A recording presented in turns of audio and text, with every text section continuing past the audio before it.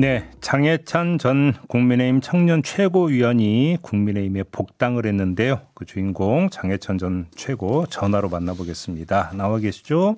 네, 안녕하세요. 장해찬입니다. 1년 2개월 만인가요, 복당이? 네, 그렇습니다. 소감이 어떠십니까? 일단 김문수 후보가 선출되면서 복당이 이루어지게 된 건데요. 네. 김문수 후보 선출 과정에서 당의 경선이 굉장히 중요하다라는 메시지를 많이 남기지 않았습니까? 네. 그런 의미에서 저도 지난해 총선 때 당의 경선으로 국민과 당원들의 선택을 받았었는데 이렇게 1년 2개월 돌아 다시 당으로 돌아가게 되어서 감회가 상당히 남달랐습니다. 그 복당 방침을 처음 누구로부터 들으셨어요?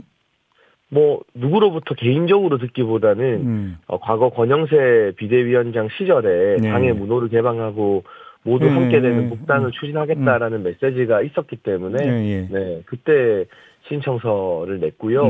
비대위 의결이 됐다는 건 제가 따로 연락받은 건 아니고 그 현장에 있는 기자님들이 아무래도 취재를 하시고 먼저들 막 연락이 오고 하셔서 그렇게 알게 됐습니다. 그렇군요. 아무튼 이제 복당을 하셨고 혹시 선거 대책에서 어떤 역할을 맡으실 예정인가요? 어떻게 돼 있습니까? 제가 먼저 구체적인 계획을 갖고 있지는 않고요. 일단 이렇게 인터뷰 나가고 방송 나가는 보수 진영이나 국민의힘 인사들이 민주당에 비해서는 좀 적다는 평가가 정치권에 많지 않습니까? 그래서 특별한 직책이 중요하지 않고 백의종군하면서 방송 많이 하고 인터뷰 많이 하는 게 제가 할 수 있는 일인 것 같습니다. 그러게요. 국민의힘 그 분들 섭외가 참 어렵습니다. 그렇다고 하더라고요. 네.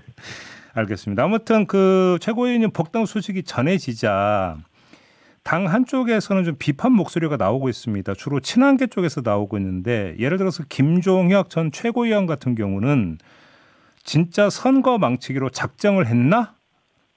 라는 이렇게 반문을 던졌는데 어떻게 받아들이십니까? 제가 사실 지난 1년 동안 친한계나 한동훈 전 대표와 굉장히 날선 대립을 해왔다는 건 청취자분들이 잘 알고 계실 것 같은데요. 네네네.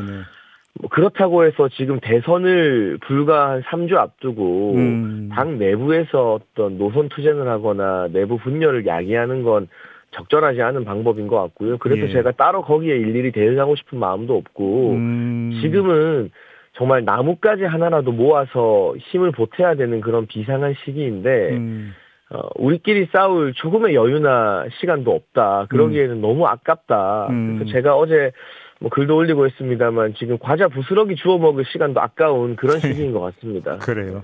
그러면 오히려 그러니까 최고위원님의 복당 결정을 비판하는 목소리 자체가 적전분열이다 이런 뜻이겠네요. 그러면 그렇게 제가 평가하거나 규정짓고 싶지도 않고요. 다만 여러 사람들의 힘이 다 필요하잖아요. 대선 때는 민주당 같은 경우는 국민의힘 출신 인사들이나 심지어 홍준표 전 시장에게도 대담하게 러브콜을 보냈는데.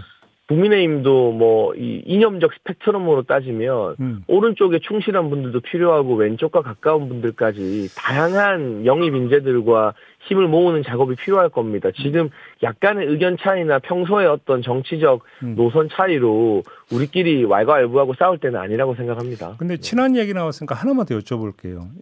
보도에 이런 내용이 있더라고요. 그 최고위원님 복당 결정의 배경에는 대선 이후 당권 투쟁이 벌어질 텐데 이때 그러니까 최고위원이 결국은 한동훈 전 대표 저격 견제 역할을 맡기기 위해서 복당 결정한 거 아니냐 이런 그 분석이 있더라고요. 이건 어떻게 받아들이십니까?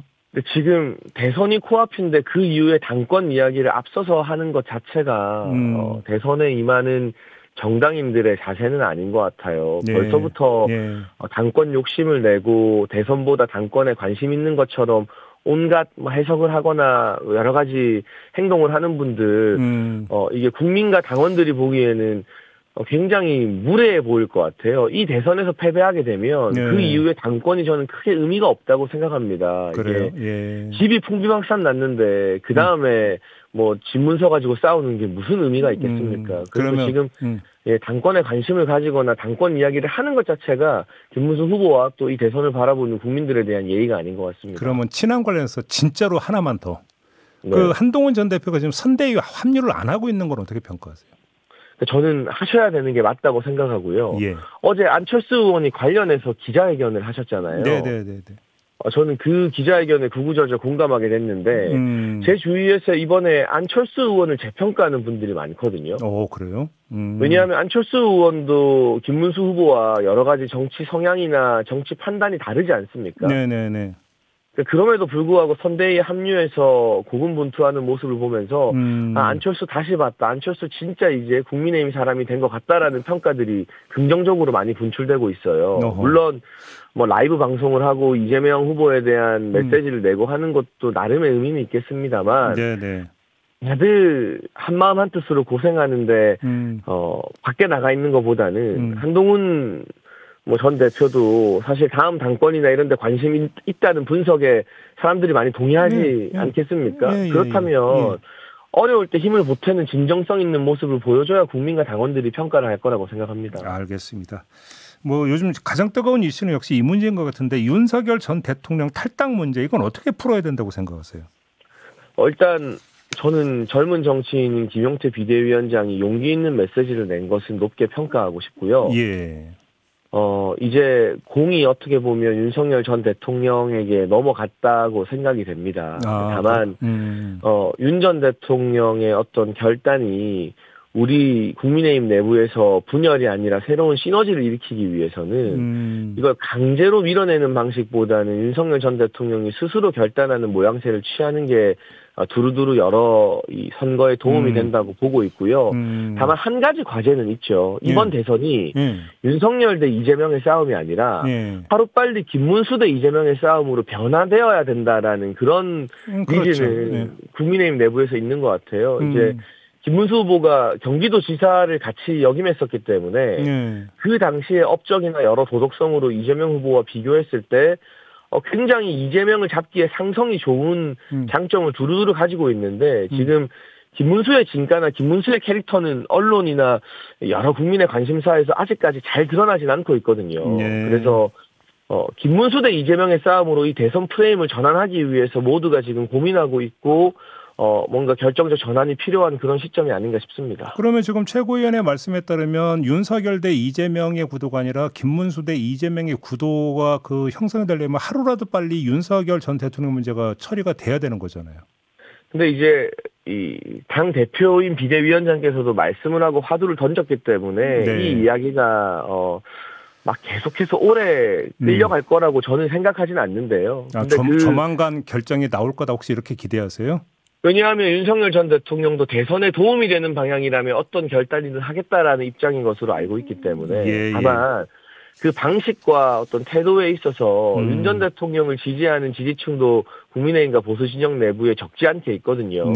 그분들의 여러 정서를 고려했을 때 막 힘으로 밀어내는 방식이 아니라 모두가 대선 승리를 위해서 결단하고 희생하고 헌신하고 이런 방식으로 보여지기 위한 약간의 시간이 이제 이번 주말 정도 사이에 필요하지 않은가 싶습니다. 혹시 최고위원님은 최근에 윤석열 전 대통령과 혹시 소통은 해보셨습니까? 아니요, 그런 것들을 소통을 했다 안 했다 하는 것 자체가 별로 적절하지 않은 방향인 것 같고 지금도 그래요. 우리가 이런 오랜만에 인터뷰를 하는데 윤석열 전 대통령 문제가 막 화두가 많이 되잖아요. 근데 사실은 김문수 후보에 대한 질문을 더 많이 받고 싶거든요. 그러니까 그런 프레임 전환을 위해서 각자가 해야 될 역할에 대한 고민들이 좀 치열하게 필요한 시기인 것 같아요. 근데 그럼에도 불구하고 질문은 더 들어갈 수밖에 없는데. 그러니까요. 저희가 어제 조경태 의원하고 인터뷰를 했어요. 근데 조경태 의원 주장은 자진 탈당의 모양새를 띄어봤자 위장 탈당 논란이 불거질 거다. 그러니까 이거는 당이 나서서 출당 조치를 해야 된다. 더 나아가서 친윤 인사들의 선대위 2선 후퇴도 필요하다. 이렇게 주장을 하던데 이건 어떻게 평가하세요? 그러니까 누구를 제외하고 누구를 밀어내고 조경태 의원 말씀대로라면 힘으로 찍어내는 그런 방식으로는 시너지 효과가 나지 않을 것 같고요. 이를테면 민주당 같은 경우는 지금 왼쪽 끝부터 나름의 오른쪽까지 스펙트럼을 넓게 가져가려고 하는데 국민의힘도 중도를 향한 확장 노력이 분명히 필요합니다. 그 역할을 선두에서 김용태 비대위원장이 잘해줄 거라고 믿는데 다만 이 집토끼라고 하는 전통 지지층의 마음까지 우리가 다 어루만져야 되는 어려운 과제가 선거 때마다 있다고 생각합니다. 그분들이 그냥 표 찍어주는 기계는 아니잖아요. 그분들 마음 못 헤아리면 지난 총선 때처럼 그냥 투표를 안 해서 대구 경북 지역 투표율이 21대보다 현저하게 많이 떨어졌거든요. 실제 데이터를 보면. 그래서 이건 아주 민감하고 조심스럽게 접근해야 될 작업이지 이때다 싶어서 이 문제를 우리 계파의 이득으로 뭔가를 얻어내야겠다. 정치적으로 특정 세력을 찍어내야겠다. 이런 시각으로 접근하는 건 좀 사리사욕에 가깝지 않나 하는 생각이 듭니다. 오히려 그 자체도 당권 대비용이다 혹시 이렇게 해석을 하시는 거겠네요. 그러면 그렇게 보일 여지가 없도록 발언하시는 분들이 좀 주의하고 신중할 필요가 있는 거죠. 알겠습니다. 김문수 후보가 어제 계엄에 대해서 사과를 했는데 조금 전에 이제 최고위원님이 중도 확장이 필요하다고 말씀 주셨는데 거기에 도움이 될 거라고 기대하세요? 네, 저는 개인적으로 높게 평가하고요. 두 번이나 걸쳐서 진정성 있는 사과를 했고, 네.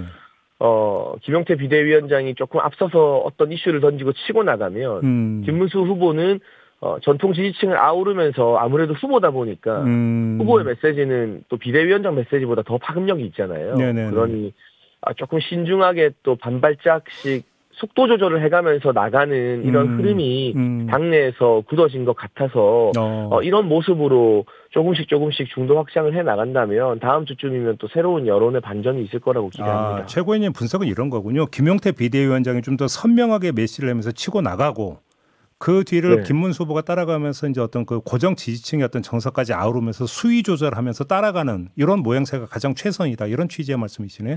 지금 그런 유기적인 어떤 전략적 구조가 만들어진 것 같아요. 그래서 국민의힘 내부에 아직까지 경선 이후 여러 후보들이 제대로 김문수 후보를 돕지 않는다던가 보수 결집에 있어서 좀 아쉬운 부분들이 아직까지는 있는데 그 부분들이 해소가 된다면 이렇게 김김이라고 하죠. 김용태, 김문수 이 팀의 시너지나 여러 가지 조합이 저는 남은 짧은 레이스에서 새로운 국민들께 신선함을 드리기에는 충분하다고 생각합니다. 네. 그 김문수 후보가 이제 계엄에 대해서 사과를 했는데 같은 날 저녁에 어떤 뉴스가 터져 나왔냐면 12월 3일 그날 밤 윤석열 당시 대통령의 통화 내역이 나왔는데 밤 11시 22분에 추경호 당시 원내대표하고 통화를 한 내역이 나왔다. 이런 보도가 나왔습니다. 이게 또 당에 미치는 영향이 있지 않겠습니까? 단순 통화 내역이고 통화를 했다는 사실 자체는 이전에도 알려졌던 것 같거든요. 그 통화 내용에 대해서는 추경호 전 원내대표 등이 이 계엄을 할 거라는 사실을 미리 알리지 못해서 미안하다라는 정도의 통화였다라고 들었습니다. 그리고 그 통화 시간 자체가 그리 길지 않은 것 같더라고요. 1분 안팎이었던 것 같은데 이전에 알려졌던 내용이고 그런 정도의 부분이라면 이게 지금 형국에서 크게 영향을 끼칠 만한 보도인지는 잘 모르겠습니다. 알겠습니다. 네. 정호영 전 특전사령관 신군부 일원이었는데 이 사람을 선대위 상임고문으로 위촉했다가 취소하는 일이 있었습니다. 이건 어떻게 평가하십니까? 실무진의 인사 추천 과정에서의 좀 실수가 있었던 것 같은데요. 발빠르게 취소했고요. 저도 지도부 하면서 여러 인사들 영입하는 일도 해봤지만 인사 검증이 실무 과정에서 100% 걸러지기 어려운 문제들이 종종 있는데 그때 빠르게 인정하고 취소하고 사과하는 것을 국민들께서 보실 거라고 생각합니다. 근데 어떻게 그 정호영 전 사령관을 위촉할 생각을 할 수 있었을까요? 저는 그게 더 궁금한데. 그러니까 이제 저 같은 사람은 세대가 다르기 때문에 그분이 누군지를 사실 잘 모르거든요. 그런데 누군가 이력을 봤다면 검증 과정에서 좀 더 꼼꼼했어야 되는데 저는 그런 부분은 한 번에 또 많은 상임 고문들이나 정치권의 원로들을 임명하는 과정에서의 실수였다고 보고요. 그 부분을 빠르게 인정하고 조치하고 이건 아니다라고 선을 긋는 그런 모습까지도 선거의 과정으로 국민들께서 봐주시면 좋겠습니다. 그리고 어찌되었건 이런 인사검증 실수는 더 없어야겠죠. 알겠습니다.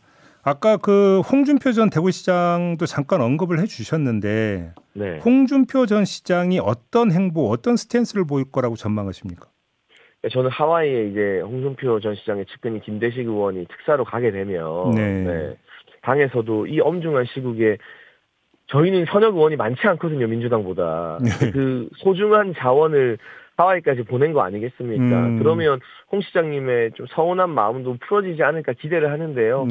홍준표 전 시장님의 서운한 마음을 100분 다 이해하고 있습니다. 다만 대선 국면에서 정말 당원들로부터 많은 사랑과 존경을 받았던 우리 홍 전 시장이 김문수 후보에게 힘이 되는 메시지, 또 이재명 후보만큼 막아야 된다는 메시지를 내주시는 게 그동안 받았던 당원과 국민들의 사랑에 보답하는 길이라고 생각하기 때문에 그런 대승적 차원의 결정이 김대식 의원이 가면 나오지 않겠어요. 근데 홍준표 전 대구시장 근데 정계 은퇴한 건 맞습니까? 아니, 정치에 저는 은퇴라는 게 있나라는 생각이 들어요. 은퇴를 선언해도 국민들이 원하고 이렇게 언론에서 관심을 가지면 은퇴는 은퇴가 아닌 거잖아요. 아니, 그러니까 이렇게 활발하게 정치적 메시지를 내니까 지금 질문 드린 거거든요. 네, 저는 그만큼 정치에서 많이 상처를 받았다는 홍 전 시장의 개인적 소회라고 받아들이고 정치 은퇴는 본인이 결단해서 하는 게 아니라 국민들이 안 찾을 때 하는 건데 지금 아직까지도 많은 국민과 당원들이 홍 전 시장의 메시지를 찾고 있기 때문에 은퇴가 아니라고 생각하고 역할을 해주시길 바라고 있습니다. 알겠습니다. 자, 오늘 말씀 여기까지 들을게요. 고맙습니다. 감사합니다. 네, 장해찬 국민의힘 전 청년 최고위원이었습니다.